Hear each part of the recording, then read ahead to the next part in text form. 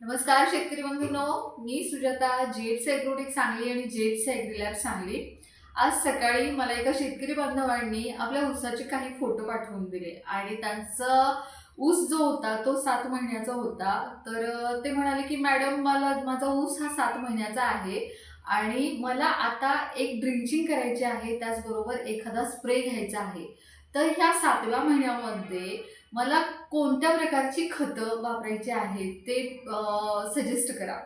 तर सगळ्यात महत्त्वाचं म्हणजे की आपला ऊस ज्यावेळेला 7 महिन्याचा होतो, तर तो कालावधी हा आपल्या ऊसाचं वजन, त्याचबरोबर कांड्यांची जाडी, कांड्यांचं वजन आणि त्याचबरोबर साखरेचं प्रमाण, हा कालावधी हा 7 महिन्याच्या ऊसामध्ये असतो.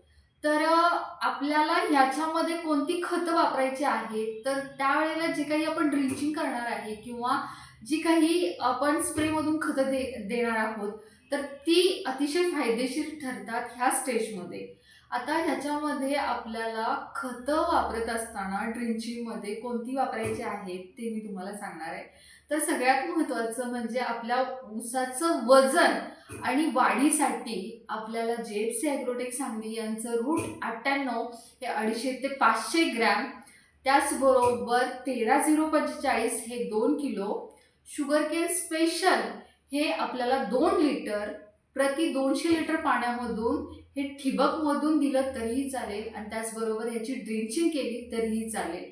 आता हे का द्यायचं, तर याच्यामध्ये जी काही अन्नद्रव्य आहेत ती पिकाला आपल्या उपलब्ध होतात. मुळींची जी वाढ आहे ती चांगल्या पद्धतीनं होते, त्यामुळे अन्नद्रव्य व्यवस्थित उपलब्ध होतात. पोटॅश जे आहे ते लवकर आपल्या पिकाला मिळतं आणि कांडीची जी जाडी आहे तिथं वाढते. आता त्यानंतरचं जे आहे की ह्या स्टेजमध्ये बुरशी आणि मूळकूज येते. आता ह्यांच्या नियंत्रणासाठी तिथं आपल्याला काय द्यायचं आहे, तर ट्रायकोडर्मा 1 किलो, त्याचबरोबर सुडोमोनास 1 किलो प्रति 200 लिटर पाण्यामधून आपल्याला प्रति एकरी याची मुळाजवळ आळवणी करायची आहे. कारण पावसाळ्याच्या दिवसामध्ये मूळकूज होऊ नये म्हणून याच्या नियंत्रणासाठी आपल्याला हे द्यायचं आहे. आणि हे झालं आपल्या ड्रिंचिंगमधून आणि त्याचबरोबर ड्रिपमधून देण्याचे खताचं नियोजन.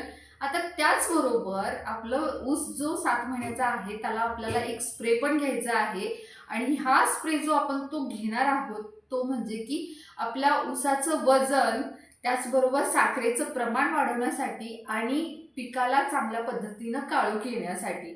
याच्यामध्ये आपल्याला 05234 हे 500 ग्रॅम, त्याचबरोबर जेट्स ॲग्रोटेक सांगली यांचं चिलेटेड अन्विक कॉम्बी हे आपल्याला 250 ग्रॅम, त्याचबरोबर वॉलेट म्हणजे स्टिकर हे आपल्याला 100 मिली प्रति 200 लिटर पाण्यामधून आपल्याला ह्या तिन्हीचाही स्प्रे घ्यायचा आहे, जेणेकरून सूक्ष्म अन्नद्रव्यांची जी कमतरता आहे ती तिथं पूर्ण होते. त्याचबरोबर ऊसाचं जे काही वजन आहे, कांडीची जाडी, त्याचबरोबर पिकाला जी काही काळोखी आहे तिथे चांगल्या पद्धतीने येते. अशा पद्धतीनं हा स्प्रे जर घेतला तर अतिशय छान आणि उत्कृष्ट असा रिझल्ट तिथं आपल्याला बघायला मिळतो. ज्यावेळेला आपण ड्रीपमधून खतं देतो, त्याचबरोबर ड्रिंचिंग करतो, त्याचबरोबर आपण जे काही स्प्रेमधून खतं देतो, तर त्यावेळेला काळजी मात्र आपल्याला तिथे घ्यायची आहे. तर ती काय घ्यायची, तर ज्यावेळेला आपण स्प्रे घेणार आहोत तर तो सकाळी 7 ते 10, त्याचबरोबर संध्याकाळी 4 ते 6 ह्या कालावधीमध्ये, ह्या पिरियडमध्ये जर स्प्रे घेतला तर त्याचे रिझल्ट अतिशय सुंदर आणि छान येतात. त्याचबरोबर ज्यावेळेला आपण ड्रिंचिंग करणार आहोत तर त्यावेळेला ड्रिंचिंगच्या अगोदर 1 दिवस, त्याचबरोबर नंतर एखादं पाणी देणं तिथं गरजेचं आहे आपल्याला. आणि त्याचबरोबर ड्रिंचिंग आणि स्प्रे देत असताना ते दोन्हीही एकदम कधीही द्यायचे नाहीयेत. त्याच्यामध्ये 3 ते 4 दिवसाचं अंतर आपल्याला तिथं ठेवायचं आहे. आणि हे जे नियोजन आहे ते आपला जो ऊस 7 महिन्याचा आहे ह्या कालावधीमध्ये ड्रिंचिंग स्प्रे इतके फायदेशीर आपल्याला ठरतात आणि ह्यामध्ये हे खतं जर आपण वापरली आणि याचा स्प्रे आणि ड्रिंचिंग केलं तर रिझल्ट अतिशय सुंदर येतो.